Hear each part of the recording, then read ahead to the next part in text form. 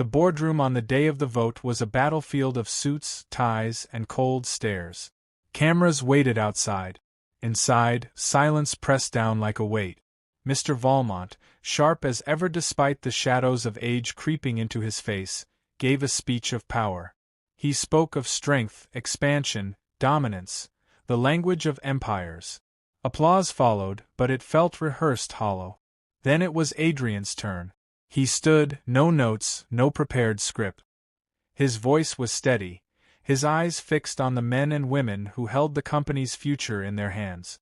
My father built this empire on fear and ambition, and no one can deny its success. But look around this city, at the lives uprooted, the communities erased. Success without humanity isn't strength. It's weakness because it cannot last. He paused, letting the silence stretch. I'm not here to destroy Valmont Enterprises. I'm here to prove it can be more. We can profit and protect. We can grow and give back. We can leave a legacy that doesn't just stand in steel, but in the lives we uplift. That's the company I want to lead. That's the company the future demands. For a long moment, no one moved. Then, slowly, applause began. Real applause. Not polite, not staged, but genuine. The vote was called. One by one, hands raised. At first, Adrian's count lagged behind. His father's smirk deepened. But then the tide shifted. Shareholder after shareholder chose him, not out of sentiment, but out of belief that Adrian's vision could outlast fear. When the final tally was read, Adrian had won by a narrow margin. For the first time, Mr. Valmont looked not at his heir, but at his equal. His face was unreadable as he rose, collected his papers, and left the boardroom without a word. That night, Adrian stood on the terrace of the Valmont Tower, the very one he had once despised. The skyline glittered, but this time, he didn't feel trapped by the glass walls. He felt free. Elena joined him, her eyes shining with quiet pride. So, she asked, what's next for the great Adrian Valmont? He smiled faintly, a mix of exhaustion and resolve. We rebuild. Not towers. Not condos. Legacies.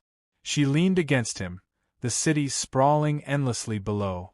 For the first time, Adrian wasn't living in the shadow of what his father built. He was standing in the light of what he would create. And this time, he wasn't building for himself. He was building for everyone.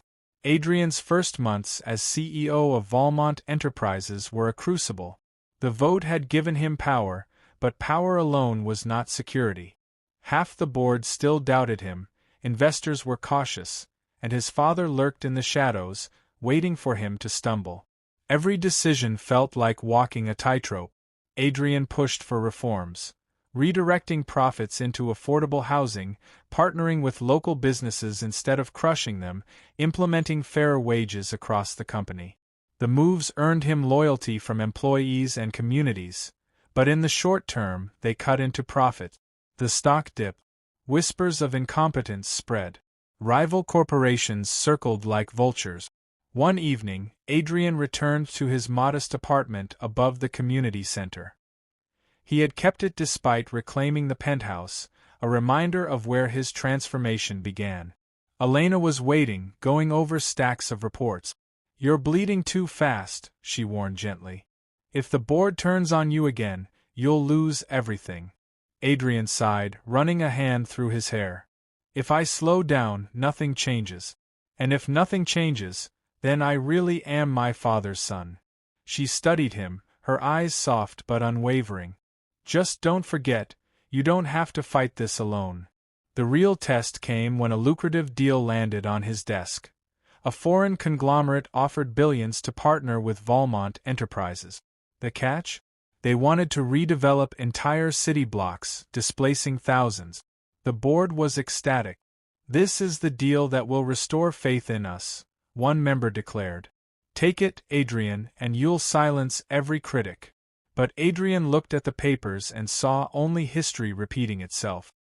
He thought of his father, of their endless fight over what legacy meant. If he signed, he'd prove his father right, that in the end, money was all that mattered.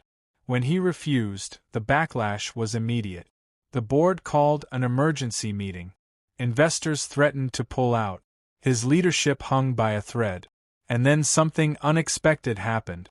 The communities he had fought for rose in protest, not against him, but for him. Families marched in the streets carrying signs, "We stand with Adrian." Employees, who once feared layoffs, rallied behind him. Even some skeptical shareholders began to reconsider, realizing that loyalty and goodwill carried weight in a world tired of greed. For the first time, Adrian saw the true power he wielded, not inherited wealth, not skyscrapers, but people who believed in him. The confrontation with his father came one final time, late at night in the Valmont Tower. Mr. Valmont stood in the shadows of his own empire, watching his son with eyes both hard and weary. "You'll ruin everything," he said, voice low. "This company was built on strength." Adrian met his gaze without flinching. "No. It was built on fear. And fear doesn't last forever." His father studied him for a long moment. For the first time, the old titan seemed small. "You'll learn," Mr. Valmont muttered, turning away. But his voice lacked conviction. Months later, the tide shifted. Profits rebounded. Not because of ruthless expansion, but because Adrian's model of sustainable growth attracted new investors who valued integrity as much as returns. The company's reputation soared.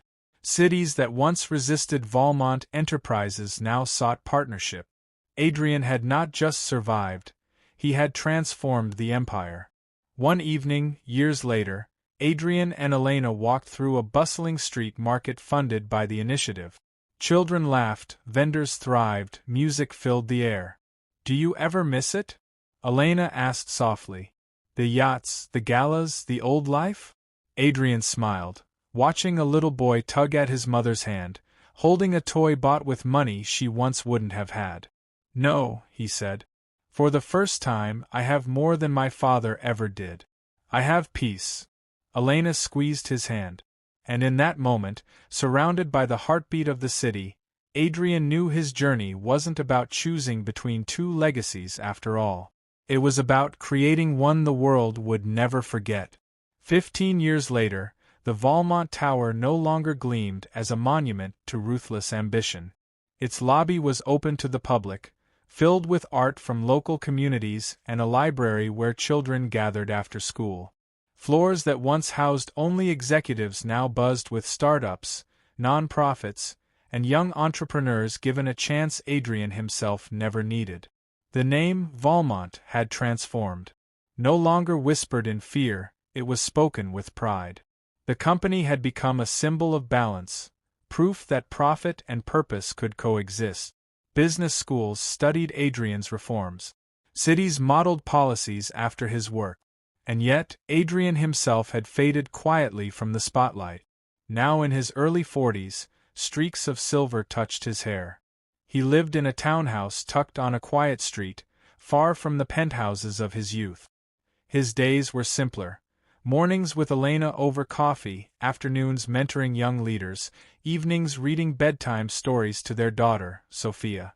One autumn morning, as leaves scattered across the cobblestones, Adrian walked with Sophia to the community center, the same place where his journey had begun decades earlier. The building had been expanded, its walls painted with murals of hope, resilience, and unity. Children ran to greet him.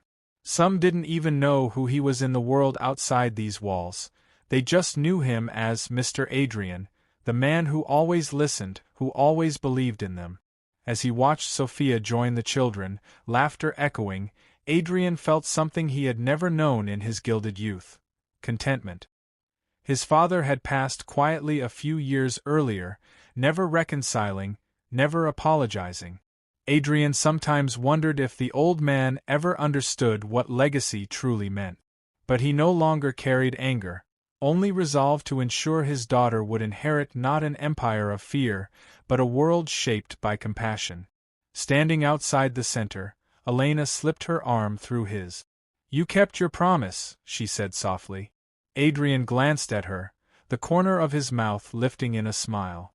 "No," he corrected gently, looking at the children spilling into the courtyard. We did. And in that moment, Adrian Valmont, the heir of 2 legacies, finally knew his story was complete.